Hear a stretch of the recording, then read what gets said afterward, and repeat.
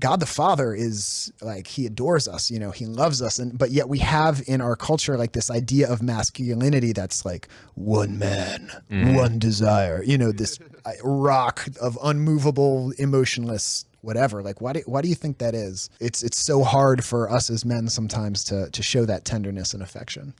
I think generally we have this axiom that is very true. I think just not in the way that we think it's true, where it's like we can only give what we have received. You know, like in a very simple way. Like if I gave you a dime, let's say you had no money, you're a beggar on the street. You don't have a dime. You can't give a dime to somebody else. But if I give you a dime, then you have a dime to give, right? And I think emotionally, it's the same way, where it's like if we didn't receive love and tenderness, or like even like, you know, there's all the 5 love languages, and there are dads who are more loving and dads who are less loving. But like, even the way that we show love and affection is very different, and we can only give that in the way that we have received that. And so I think Kratos, who like, you know, who, like literally killed his dad, you know, like, and had a terrible father who didn't do anything for him. That's what he received, and all he received like in training was like how to be a military man and how to survive. So all of that stuff, like that's what he passes on to Atreus at first. Like all at the beginning of it, it's all about survival and being a good warrior and learning how to live and survive, because practically that's what they need at the time. And he doesn't know how to give the rest of this love until Atreus starts to show him, right?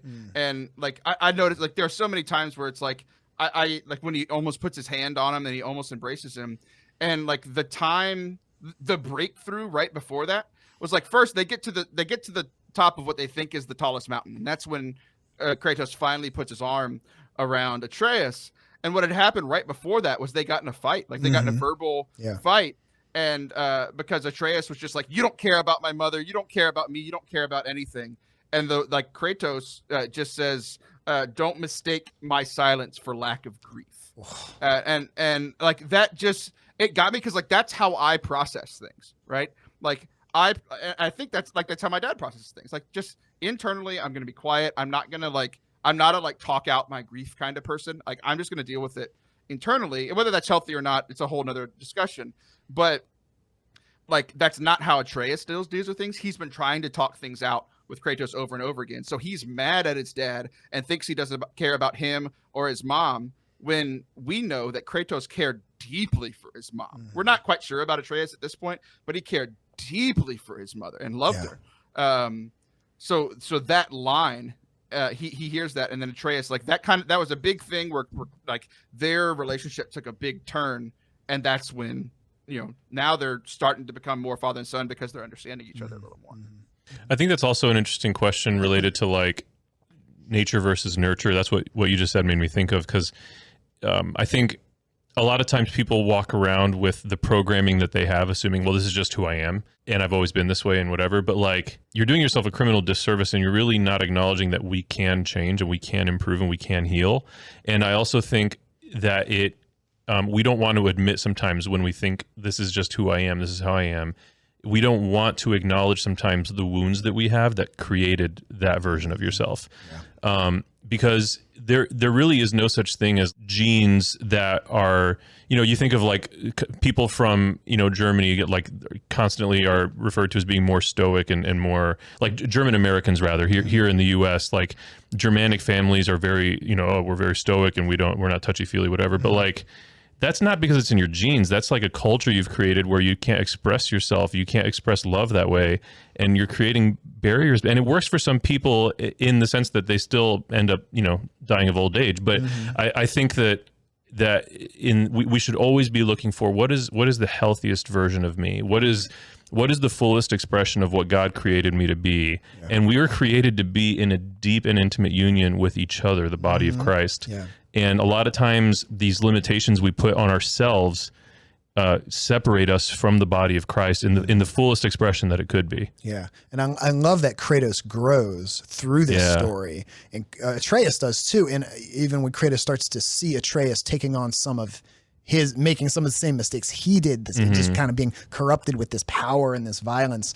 And he really has to come to terms with that. And the two of them really help each other grow. I love what you said, that like, we have to recognize our wounds and that it's hard for me to give what I never received, as Taylor said. But at the same time, we can't use that as an excuse either. Yeah. Saint Jose Maria Escriva has a great line where he says, don't tell me it's your character. It's actually your lack of character that makes you that way. It's like, don't give me excuses and just say, that's just the way I am. It's my character. It's your lack of character. Don't read Jose Maria Escriva if you don't want to get punched in the face. Yeah, boy. Yeah. The thing on that, and like the thing that I've like, especially like this weekend after I've spent some more time with the story and kind of reflecting on that, it's like I think the axiom of we can't give what we don't receive is true, just not in the way we think it is kind of what I mentioned earlier.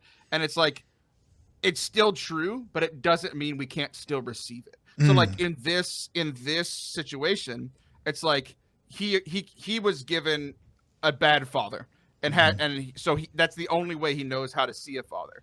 But like for us, it's like, okay, maybe you didn't learn how to love, or you didn't learn how to love God, or you didn't learn how to be a good husband or father or whatever, right? That doesn't mean you can't learn and continue to grow now. Like we can't use that axiom as an excuse, even if it is true, where it's like, a lot of people have to deal with this if they had trouble with their father. It's like, we put all that on God the Father, and it takes time and years to realize God the Father is perfect. None of our fathers are perfect, right? So like what a true and perfect father is, we may not have experienced it, but we can still receive it. Whether our biological dads are still alive or not, we can still receive it from God the Father. Amen. From prayer, but also through other people. Like the way that Kratos grows is through his interactions with his son and with Freya and with the dwarves and with all the people that he's grown. Like multiple people are there with him to point out his failings as a father. Yeah. And he takes their advice. Like he hadn't received it before, so he couldn't give it. But then once he receives it, he's able to start adding that in.